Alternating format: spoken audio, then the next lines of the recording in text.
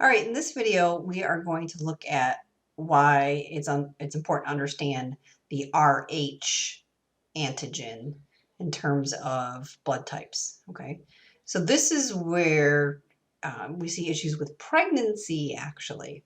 So it is obviously the case where you want to match positive to positive and negative to negative for transfusion, but we have another separate issue that occurs here with Rh in pregnancy. But first, let's do some background. Someone who is Rh negative may or may not make Rh antibodies. This was different than with AB, right? Don't forget A and B antigens are ubiquitous in nature. So you start making A and B antibodies right away in your life if you don't have those self-antigens. But Rh antigens are only found on red blood cells, and the only way you would ever make Rh antibodies is if, number one, you're Rh negative, and number two, you were exposed to Rh positive blood, right? So in other words, you really had to be exposed to blood either through transfusion or some issues with pregnancy in order to make the Rh antibody. So the process of making an antibody is sometimes referred to as sensitization, right? So we say that someone who's Rh negative and is exposed to Rh positive blood goes through the process of sensitization, where they start to make the Rh antibodies. So this occurs during birth with certain situations and then from blood transfusions. So in the bottom of the screen, I have a table, right? And I've given you the blood type Rh negative and Rh positive, and you have to fill in the rest of the table, right? Tell me antibodies that are present in the plasma if the person is never exposed to foreign Rh positive blood, and then tell me what antibodies are present in the plasma if the person is exposed to Rh positive blood.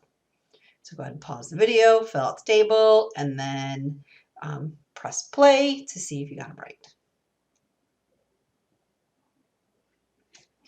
All right. So if someone is never exposed to Rh positive blood, they'll never make the antibody. And especially someone who's Rh positive, because someone who's Rh positive can't make Rh antibodies because they'd be killing themselves, right? The only person that can possibly make any Rh antibodies is someone who's Rh negative and gets exposed to Rh positive blood. So, quick review, what would happen if you mixed Rh negative blood with Rh antibodies?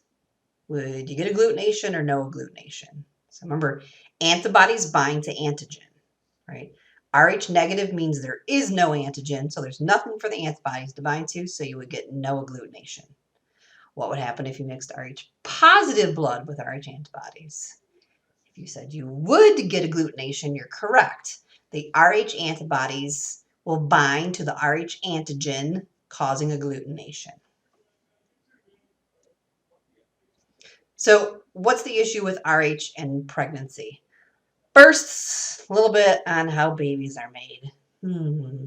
Okay, not how babies are made, but a little bit about the placenta. So we know that when a mother's carrying a baby in the uterus, that there's an organ that's made by both the embryo and the mother, or I should say the fetus and the mother, and this is called the placenta. And the placenta will allow for exchange between the mother's blood and the fetus's blood. So certain things can cross the placenta and certain things cannot. So bigger things like cells can't cross the placental barrier, but smaller things like some antibodies can. So one example is the Rh antibody. It is small enough that it can cross from the mother into the fetus's circulation. The problem with Rh comes with second and subsequent pregnancies. When mom is Rh negative and the first and subsequent babies are Rh positive. So if mom is Rh positive, we don't care. This lecture's done, okay? If mom's Rh negative, we only care if the babies are Rh positive, okay? So mom gets pregnant so let's say mom's Rh negative.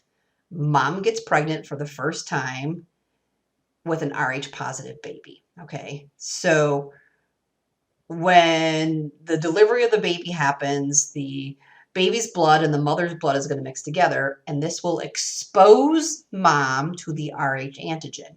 So when the fetus is in utero, the mom isn't actually exposed to the Rh antigen because those red blood cells in the fetus can't cross the placenta and get into mom. So she only becomes exposed during the birthing process when all kinds of things break, like the placenta and blood mixes together. All right. So mom is Rh negative, and now she's been exposed to the Rh antigen. So mom is now sensitized and making the Rh antibodies, right? If mom never gets pregnant again, this lecture is done and we don't care, right? So what? Mom's got Rh antibodies, not a big deal, right? You know, her first baby that she had is fine. Nothing happened with that baby, right? That baby was delivered just fine. The problem comes in if mom gets pregnant again with another Rh positive baby, right?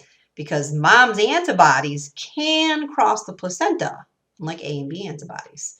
The Rh antibodies can cross the placenta, enter into the fetus's circulation, bind to the Rh antigen, causing the fetal red blood cells to agglutinate and burst open. And this causes a condition called the hemolytic disease of the newborn, or erythroblastosis fetalis. There's something to remember for next time you play Scrabble or work with friends, right?